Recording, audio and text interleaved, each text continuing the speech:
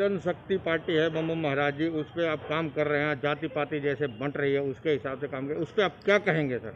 देखिए, बिहार विधानसभा चुनाव के परिप्रेक्ष्य में मैं भारतीय जनता पार्टी को नीतीश से गठबंधन तोड़ के मैं अपने मार्गदर्शन में 243 सीट पर चुनाव लड़ने का ऑफर किया था उनको, अखबार में छपा था और मैं अपने मार्गदर्शन में 243 सीट ही जिताता उनको।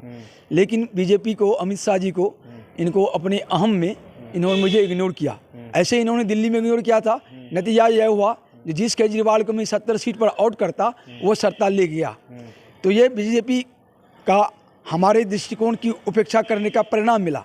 बिहार में भी उनको बहुत कुछ मिलने वाला नहीं है जैसा मैं समझता हूँ। मैंने चिराग पासवान को भी, रामविलास पासवान को भी इसमें आगे बढ़ाया था, लेकिन उसका पिताजी मर गया तो परेशानी हो गई। मेरा लक्ष्य था बिहार में एक अलग बदलाव देने का।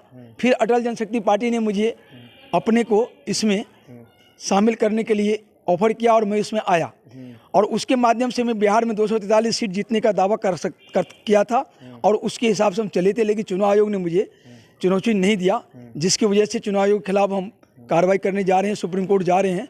वो हमारा मुद्दा है और वो हम जीतेंगे। रह गया जो सनातन धर्म में या हिंदू समाज में जाति पाति की बात जो आपने की है, हमारे अटल जनशक्ति पार्टी का एक क्लियर संदेश है जो कोई भी सनातन धर्म में जाति पात नहीं है, कोई भी मनुस्मृति में जाति पात नहीं है, कोई भी गीता में जाति पात की बात नहीं है। हाँ, इतना जरूर है गीता में जो उन्होंने कहा है, जो चातुर्वर्ण्यम मया सिस्टम गुण कर्म विभाग सा, 4 वर्णों की मैंने स्थापना की है गुण और कर्म के विभाजन से। तो उस हिसाब से हमारा जो सोच है और मनुस्मृति की जो सोच है वो एक ही है। मेरा तात्पर्य यह है कि हर आदमी में चारों चीज़ मौजूद है। हर आदमी ब्राह्मण है, हर आदमी क्षत्रिय है, हर आदमी वैश्य है, हर आदमी शूद्र है। अब कहिएगा ये किस प्रकार है? तो इसके लिए सबसे पहले आप देख लीजिए, कोई भी आदमी सुबह जब उठता है, पूजा पाठ करता है, कुछ न कुछ करता ही है, तो उस वक्त वो ब्राह्मण होता है। उसके बाद जब वो किसी प्रकार का पुरुषार्थ का काम करता है, अपने घर के, परिवार के बाहर, इर्द गिर्द कहीं में कुछ न कुछ पुरुषार्थ का काम करता है, तो उस वक्त वह क्षत्रिय होता है। और इसके बाद जब वो अपने जीवन यापन के लिए कोई काम करता है, परिवार को पालने के लिए, अपने पालने के लिए, बाल बच्चे को पालने के लिए, तो उस अवस्था में वो वैश्य होता है। और इसके बाद वह जब अपने साफ सफाई करता है, घर गृहस्थी की साफ सफाई करता है या अपना शरीर की सफाई करता है, तो उस वक्त वह शूद्र होता है। इसलिए हर आदमी जो है ब्राह्मण, क्षत्रिय, वैश्य, शूद्र एक साथ है। यहाँ कोई जाति नहीं है, सनातन धर्म में कोई जाति नहीं है। ये जाति की जो विष है ये मुगलों के समय में आया और उसके बाद अंग्रेजों के समय में आया और इसको हवा दिया ये नेहरू ने। और नेहरू ने अम्बेडकर के कंधे पर बंदूक रख के हवा दिया। अम्बेडकर ने भी जाति को हवा नहीं दी, लेकिन मजबूरी बस उन्होंने इसको हवा दिया और आज वो जाति नेहरू के, कांग्रेस के, मुगलों के और अंग्रेजों के बनाए हुए चल रहे हैं। हमारे सनातन धर्म में कोई जाति नहीं है। और अटल जनशक्ति पार्टी की ओर से मैं आपको डायरेक्ट दावा के साथ कहता हूँ कि आने वाले समय में हिंदुस्तान में हम सनातन धर्म में कोई जाति पाति नहीं रहेगा, किसी प्रकार की जाति पाति नहीं। हर आदमी ब्राह्मण है, हर आदमी क्षत्रिय है, हर आदमी वैश्य है, हर आदमी शुद्ध है और सभी समान अधिकारी है, सभी पूजनीय है, सभी समान इज्जत के और हक के अधिकारी हैं, सब बराबर हैं।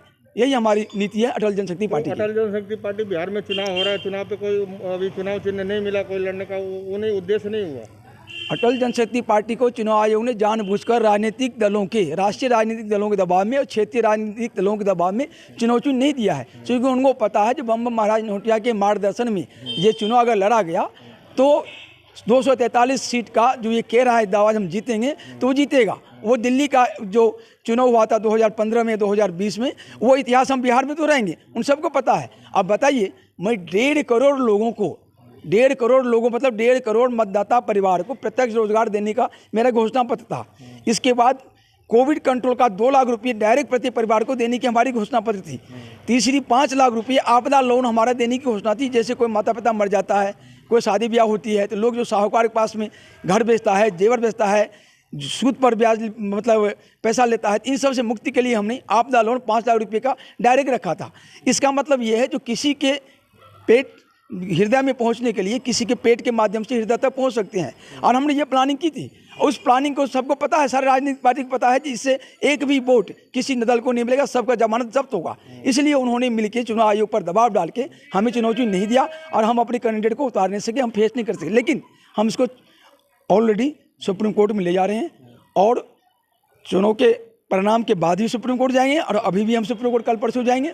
परिणाम जो होता है देखेंगे, लेकिन लड़ेंगे और इस चुनाव को गलत तरीके से जो हो रहा है चुनाव उसको रद्द करवाएंगे।